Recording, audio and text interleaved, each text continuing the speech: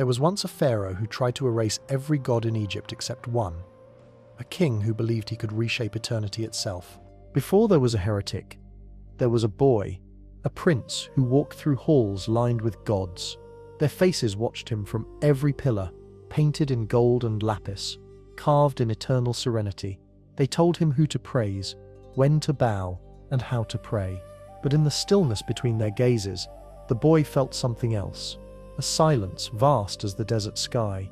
He was born Amenhotep, son of Amenhotep III, heir to a kingdom at its height, Egypt, the eternal, the unshakable. It was an empire of temples and taxes, armies and gods. Each dawn, the priests of Amen raised hymns that had been sung for 1,000 years, their voices weaving through the columns of Karnak, their incense thick as breath upon the air. They ruled from shadow, these priests, men in white linen, rich beyond kings, holding Egypt's soul in their hands. To them, the gods were endless, their faces countless. Ra ruled the sun, Ammon the unseen wind, Osiris the dead, Isis the mother, Thoth the scribe, Horus the falcon. The heavens were crowded, and yet the boy, pale, fragile, restless, began to wonder if the divine could truly be divided. Some nights he wandered the palace gardens alone, watching the sun's last light bleed over the Nile. He felt the warmth linger on his skin, long after the priest's chants had faded. He began to whisper to that light, not as a man prays, but as one speaks to a presence that already knows him. He called it Aten, the disk, the visible god. At first he told no one, but something in him had already begun to change. He felt it in his chest, as though his heart had become a small pulsing sun. His father, the great Amenhotep III, reigned in splendor. He was pharaoh of peace and plenty, a god among men, whose statues rose 50 feet high, and whose palaces glittered like captured starlight. He had tamed the chaos of empire, Nubia to the south, Syria to the north, and his queen, Ti, wielded wisdom that rivaled his power. In their court, art and theology flourished, but so too did pride. The gods had grown fat, the temples swelled like parasites feeding on devotion, and in that golden excess, the boy's strange, lonely faith took root. He grew up in a world where kings became gods, but Amenhotep the younger would dream of a god who needed no king at all. When his father died, the drums of mourning rolled across Thebes. Priests chanted, tombs opened, perfumes and oils filled the air. The living god had returned to the divine, and now the crown, heavy as eternity, passed to his son. Amenhotep IV ascended the throne in a blaze of ceremony, but beneath the roar of celebration something trembled. He was not his father. He did not look like the golden statues that bore his lineage. His face was long, his body slender, his eyes wide and unblinking, as though he saw something others could not.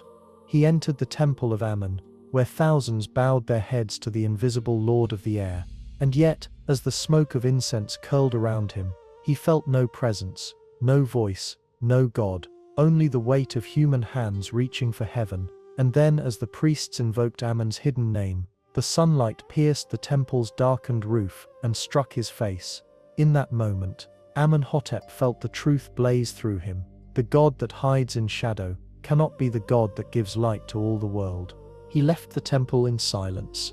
Days later, the king issued his first decree: offerings to Aten, the visible sun, would be made beside those of Amen. The court murmured, the priests bristled, but it was only the beginning. He began to appear in public, surrounded not by idols, but by rays of sunlight drawn as hands reaching down from the heavens. He ordered the walls of his palace, painted not with the old gods, but with scenes of his family bathed in Aten's warmth. The divine and mortal fused in one image. Even the language of worship began to change. Aten was not to be hidden within temples. He was not to be served in darkness, but in the open air, his altar under the sky, his hymns sung at dawn. The priests called it blasphemy. The pharaoh called it revelation, and yet, beneath the radiance of his new god, shadows lengthened. The temple of Amen at Karnak, the richest in Egypt, was stripped of its offerings. The priests who had ruled beside kings for generations found their names erased, their wealth confiscated. Their gold flowed instead into the building of new shrines, new temples, open to the light, bearing the name of Aten. In these places, the pharaoh himself stood as the god's chosen vessel, the bridge between heaven and earth. A man not ruling Egypt by divine right, but as the sole interpreter of the divine itself, he took a new name, Akhenaten.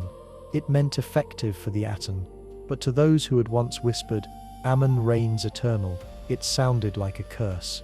He declared that all of Egypt's gods were but shadows of one truth, and that truth was light. In his hymns, the old order dissolved. No more Osiris guiding souls to the underworld. No more Anubis weighing the heart against a feather. There was only the sun, rising and falling, life and death in one motion, the circle complete. To some, this vision was terrifying, to others, intoxicating. Artists began to change their style. Faces softened, bodies curved, the rigid perfection of eternity replaced by the trembling beauty of life. Scenes of Akhenaten with his queen and daughters replaced the battle triumphs of old kings. The divine became domestic, the eternal became human. And in that humanity, Akhenaten saw the reflection of Aten's love. But Egypt was not built on love. It was built on fear, order, and the promise of life beyond the grave. And to deny its gods was to unmake the structure of its world. The high priests of Amen watched from the shadows as the pharaoh's new sun rose higher. They saw temples close, idols broken, fortunes vanish. They whispered in dark corridors, in tombs lit by flickering lamps. They bided their time. Akhenaten, meanwhile, dreamed of a city, a place untainted by the old gods, free from the grip of Amen's hand, a horizon where the sun would rise pure and unchallenged. There he would build his paradise on earth, a city of light, a city of faith, a city that bore his god's name. He called it Akhetaten, the horizon of the Aten, and as his builders gathered by the Nile, he turned his face to the dawn and whispered the words that would seal his fate. The world begins again. The sun was rising over Egypt, and soon it would burn everything it touched. The dream began with a line drawn in the sand, a place where the sun would rise unbroken, where no shadow of the old gods would dare to fall. Akhenaten stood at the edge of the desert, the Nile glittering at his back, and stretched out his hand to the horizon. "Here," he said, "Aten will touch the earth." The priests who followed him bowed low, though their eyes were filled with doubt. Around them, the wind howled through the limestone cliffs. There was nothing here but dust and silence. But soon this silence would become a hymn.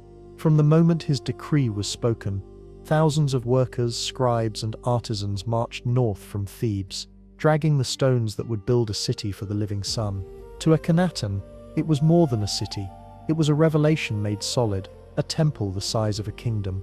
His words echoed like prophecy. "No god shall reign here but Aten. No temple shall rise here but mine." In the first months, the desert drank the sweat of thousands. Foundations were laid in the blinding heat. The city's plan unfolded in straight lines. No labyrinth of shadows, no hidden sanctuaries. Its temples were roofless, its columns reaching into open air. Here, the sunlight itself was the high priest, the golden rays the only blessing.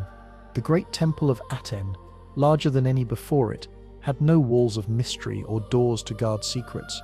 It was built for a god who hid nothing, a god who could be seen by all and felt by all. When Akhenaten arrived with his queen, Nefertiti, the city had begun to shimmer in pale stone. The courtyards blazed white beneath the sun. Banners fluttered in the wind like tongues of fire.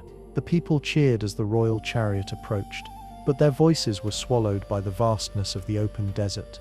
The pharaoh stood upon a balcony, his arms lifted to the sky, and in that instant, the rays of Aten seemed to descend upon him, each one tipped with tiny hands offering life. Nefertiti stood beside him, the living embodiment of grace and strength.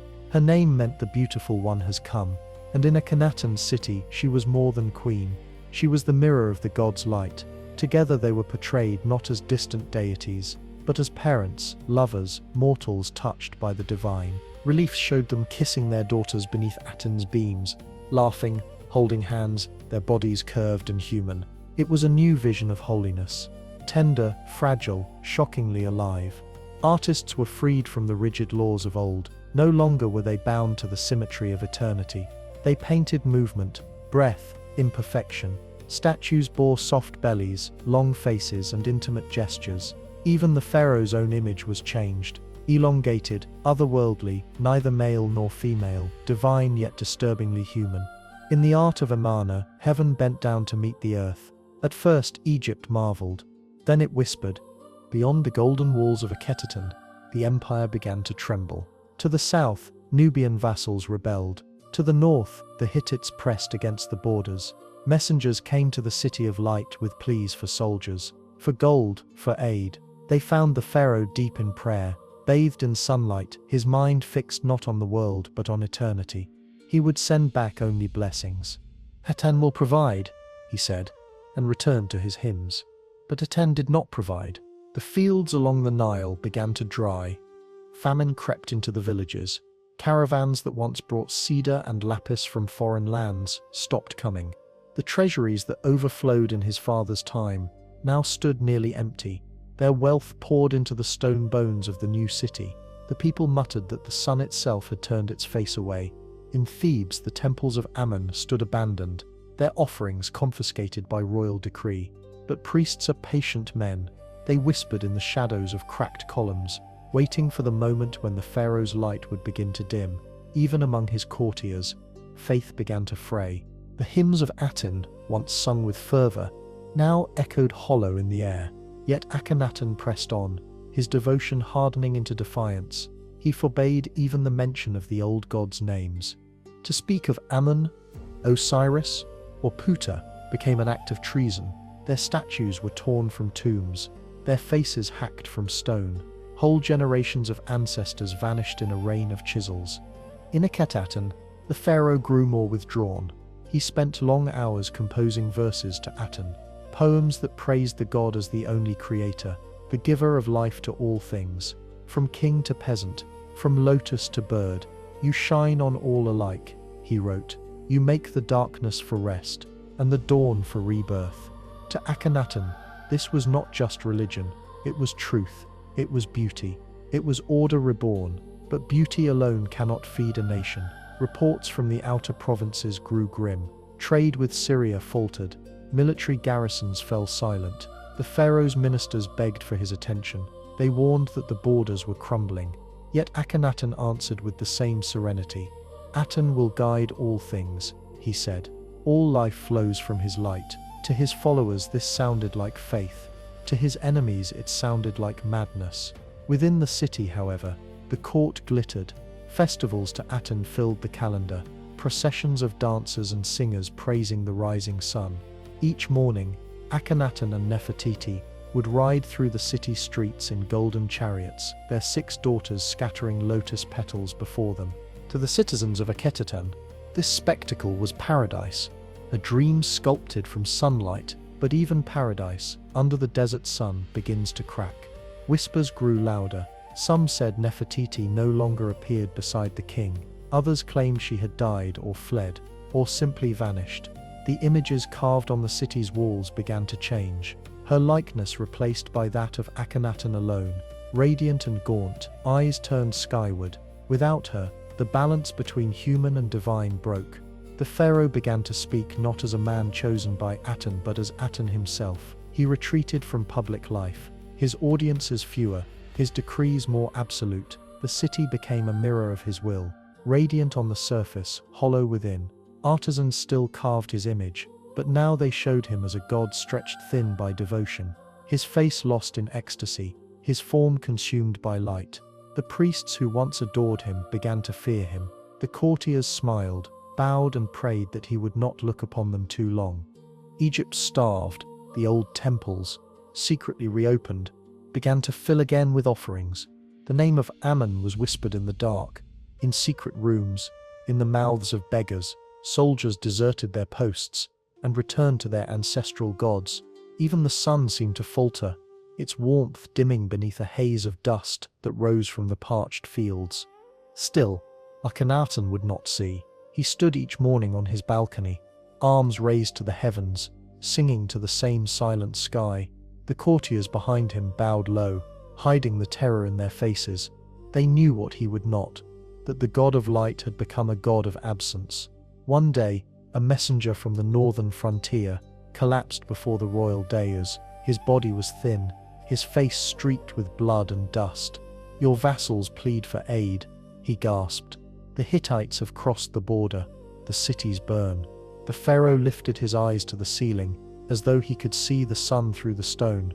The guards dragged the dying man away. Even his closest advisors began to fear that Egypt's god-king had left them for another world entirely. Akhetaten, once the horizon of the sun, now shimmered like a mirage, beautiful and hollow. The laughter of its festivals grew faint. The music of its temples was swallowed by the wind. And yet, Akhenaten believed. He believed with the conviction of one who has seen eternity. To him, every doubt, every loss, every death was part of a greater revelation. He would not bend, he would not turn back. The light, he thought, must burn away the darkness before it can redeem the world. But the light was turning cruel. In the shadows beyond his golden city, the old gods were stirring. Their names, once forbidden, now whispered through the tombs. In Thebes, the priests of Amen raised their faces to the night and smiled. "The sun's reign," they said, "is ending," and far to the north, under the smoke of war, a child was born, one who would inherit both the curse and the crown of the sun. The god of light had created his own eclipse. The city still glittered beneath the sun, but within its walls, the light had soured. The city of light had begun to rot from within. Dust gathered in the courtyards once swept clean by 1,000 hands. The hymns that once soared each morning to greet Aten now echoed through empty streets, their singers gone or dead. And in the silence between those fading notes, Egypt began to remember the gods it had lost. Akhenaten, the living voice of Aten, no longer walked among his people. He had withdrawn into the golden chambers of his palace, surrounded only by those who still dared to believe. To them he spoke in riddles, in fragments of revelation that made sense to no one but himself. His body had grown frail, his eyes hollow. He fasted for days, standing motionless beneath the blazing sun, until his skin blistered. The priests who remained whispered that he was shedding his mortal shell, that soon he would become pure light. But others, the servants, the guards, the starving, whispered another truth. Their god-king had gone mad. Nefertiti, the radiant queen who had once stood beside him as the mirror of Aten's grace, was gone. Her name disappeared from the inscriptions, her face erased from the walls of the temples she had helped build. Some said she had fallen from favor, others that she had died of fever. A few claimed she had been buried alive beneath the foundations of Akhetaten, entombed as a sacrifice to the god she had once adored. Whatever the truth, her absence deepened the darkness that now pooled within the city of light. The royal daughters, once painted as joyful children playing beneath Aten's rays, grew sickly and pale. 2 died within months, their tombs sealed hastily under the desert floor. To Akhenaten, their deaths were signs, not tragedies, proof that Aten demanded purity, that suffering was the path to transcendence. To the people, it was proof of something else, that the sun god was devouring his own. In Thebes and Memphis, rebellion was stirring. The priests of Amun, once stripped of power, wealth and name, had returned to their temples. In secret, they gathered offerings again. They burned incense to gods whose faces had been chiseled from stone. They spoke prayers forbidden for years, and the people came in droves. For in famine and fear, faith returns to the old gods first. Messages reached Akhetaten from every corner of the land. Grain stores were empty, soldiers deserted, foreign vassals begged for Egypt's armies to return. But Akhenaten read none of them. He left such matters to lesser men. His eyes were turned inward, his mind set not on the kingdom of earth but on the kingdom of light. One man alone dared to speak reason. The king's advisor, a cunning old courtier who had served his father before him. Warned that the throne itself was crumbling, that if Akhenaten did not act, the world would act for him. The pharaoh's reply was soft, almost gentle. "There is no world but Aten's," he said. "The rest is shadow." Outside the palace walls, that shadow lengthened. In the foreign lands beyond the Sinai, Egypt's borders bled. The Hittites swept across Syria, taking city after city once loyal to the Nile. Egyptian garrisons, starved of supplies and leadership, fell without a fight. The vassal kings who had once sent tribute to Thebes now sent desperate pleas to Amarna, "Send chariots, send men, do not abandon us." But no soldiers came, only silence, the silence of a god who no longer answered, and a king who no longer listened. In one letter, a desperate prince wrote, "The breath of Egypt no longer reaches us. The gods of my father are gone. The king of Egypt does not hear." The letter never reached Akhenaten's hands. It was buried in the sands of Amarna, unread, forgotten, as were thousands of others. The palace became a sanctuary for ghosts. Akhenaten's courtiers continued their rituals, though their voices trembled as they spoke the hymns. Servants stole food from the royal kitchens, fleeing into the desert night. The sculptors, once tasked with immortalizing the royal family in stone, now carved only silence, half-finished statues, faces left blank, eyes uncut. Inside his private chambers, Akhenaten dictated new hymns to his scribes, praising Aten's everlasting light. His words were beautiful, but there was something hollow in them now. A man praising the sun even as it burned him to ash. He spoke of eternity, of transcendence, of the merging of God and man, and the scribes wrote every word in trembling hands, afraid to meet his gaze. At times he claimed to see visions, radiant figures moving in the air, voices speaking from the sunlight. The courtiers called them angels. The soldiers called them madness. He would stand upon his balcony for hours, arms raised to the blazing sky, his body swaying, his lips cracked and bleeding. Those who watched from below whispered that the pharaoh was praying not to Aten but to himself. When word came that the high priests of Ammon had declared him accursed, that they had restored the old gods in Thebes and proclaimed his name forbidden, Akhenaten did not rage. He smiled. "Let them curse me," he said. "Their curses are but shadows before the dawn." But the dawn did not come. Famine swept the Nile Valley. The river's flood failed once, then twice. Corpses filled the canals. Jackals prowled the edges of Akhetaten at night, feeding on the dead. The workers who had once built his temples now tore stones from them to build their tombs. Even the guards of the palace muttered prayers to the forgotten gods of the underworld, hoping to survive what their king could not see. Then came death, silent, sudden and absolute. Akhenaten's body was found alone in his chamber, his arms folded in prayer, his face turned toward the window where the sunlight poured in. Whether he died by illness, despair or poison, no one knew. To some it was divine ascension, to others divine punishment. The priests would later whisper that Aten himself had withdrawn his light, leaving only flesh behind. In the days that followed, chaos returned to Egypt. The court splintered. A seized control of the palace, naming a young prince as successor, the boy Tutankhaten, perhaps Akhenaten's son, perhaps not. The child was scarcely 10 years old, but in him the empire saw a chance to survive.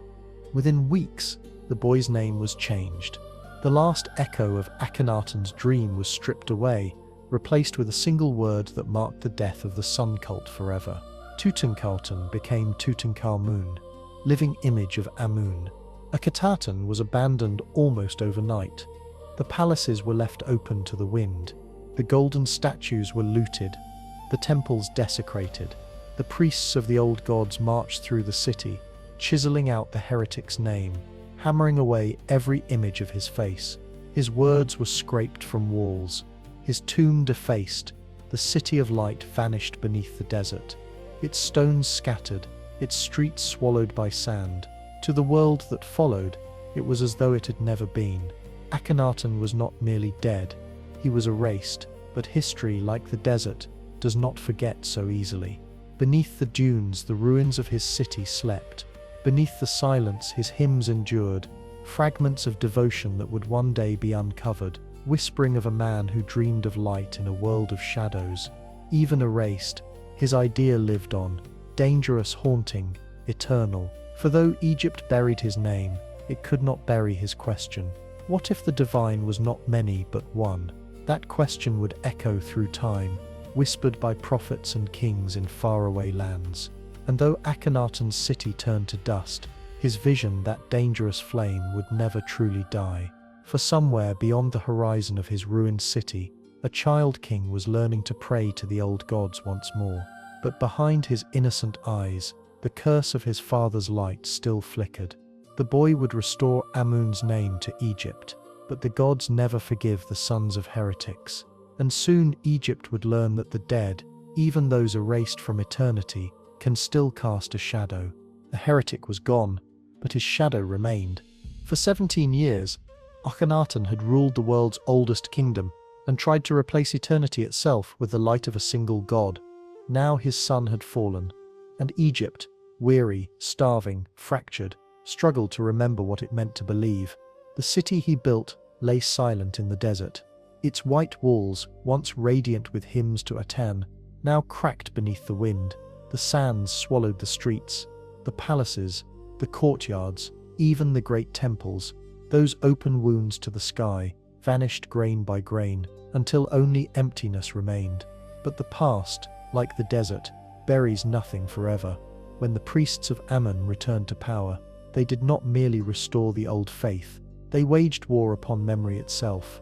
Their vengeance was methodical, absolute.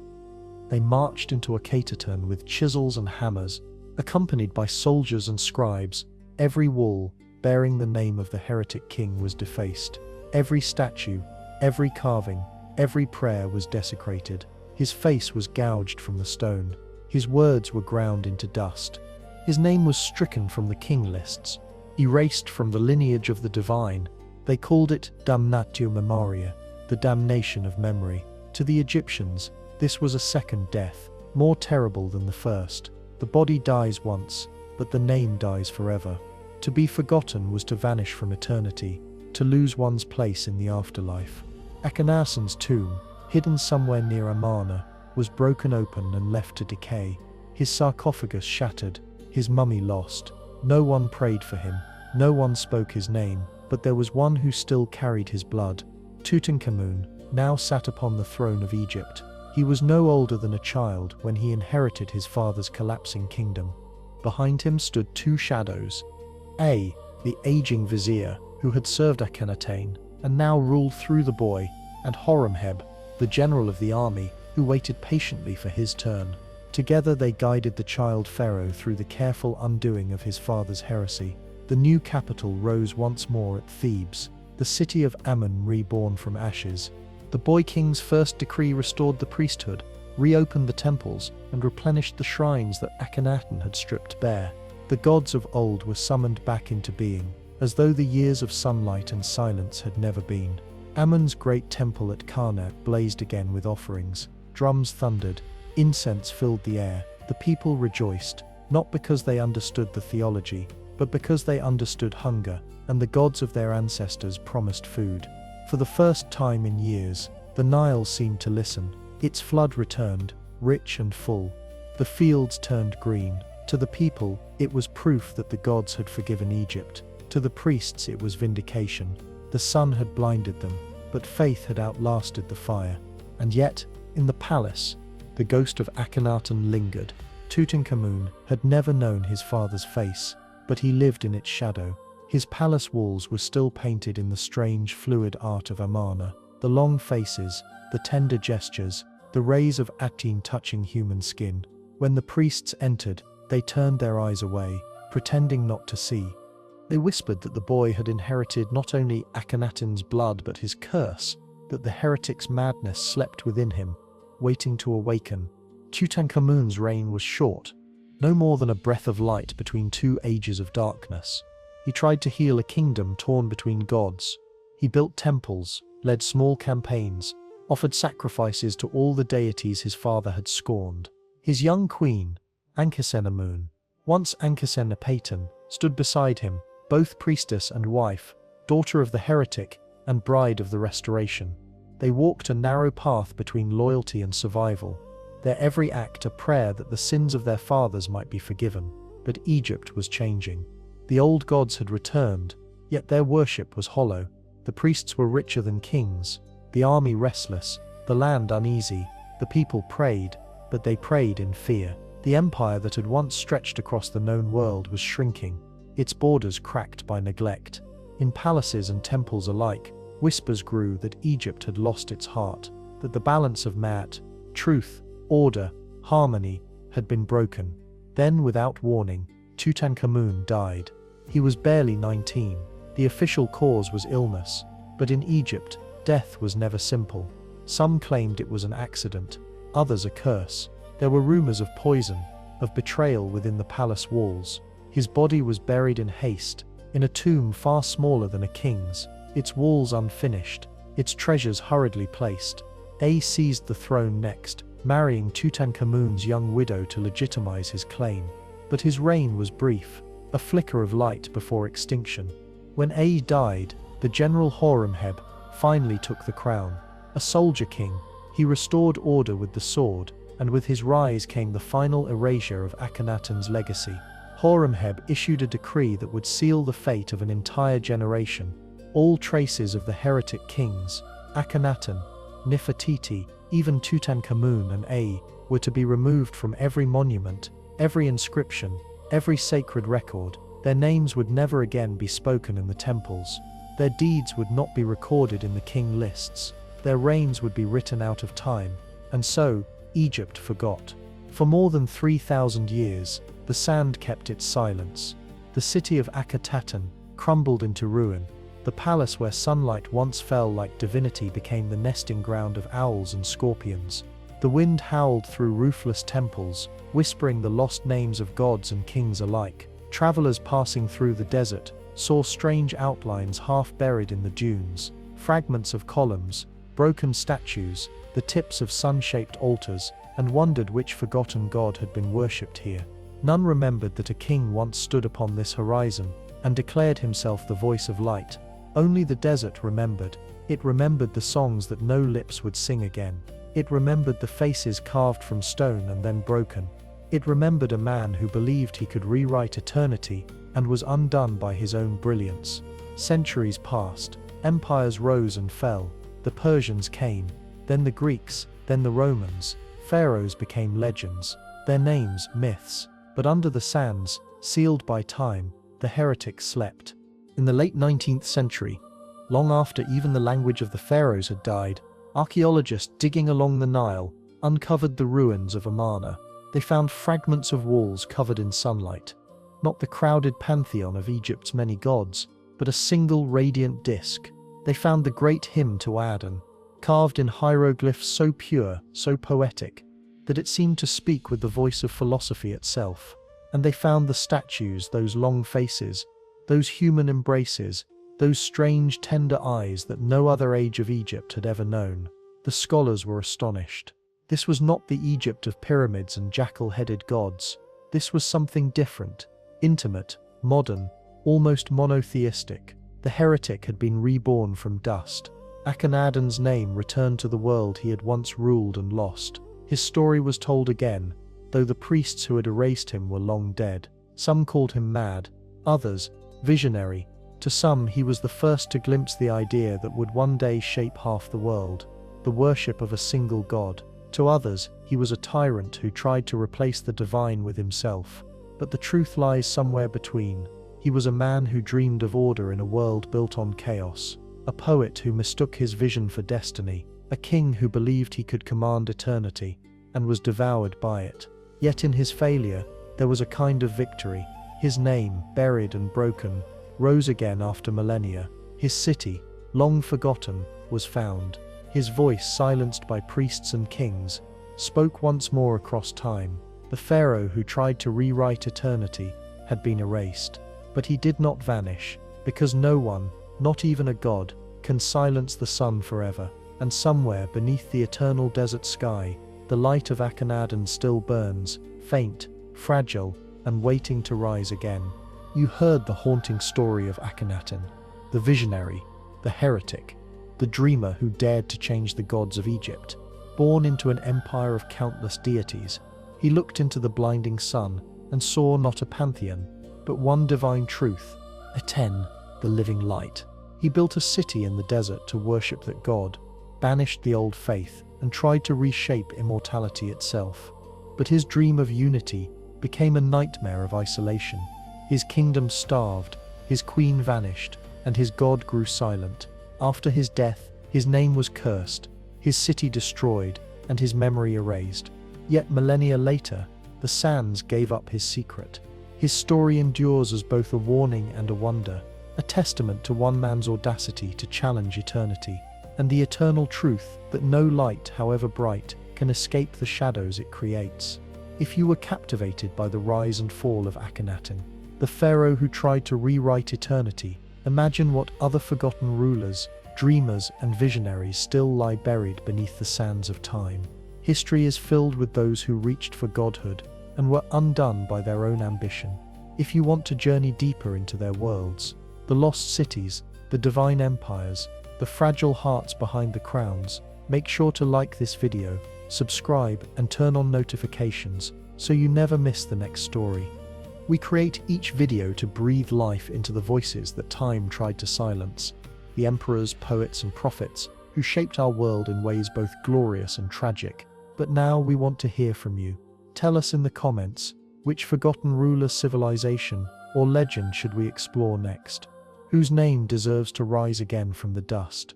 Your ideas guide this channel, and together we'll keep bringing history's lost souls back into the light.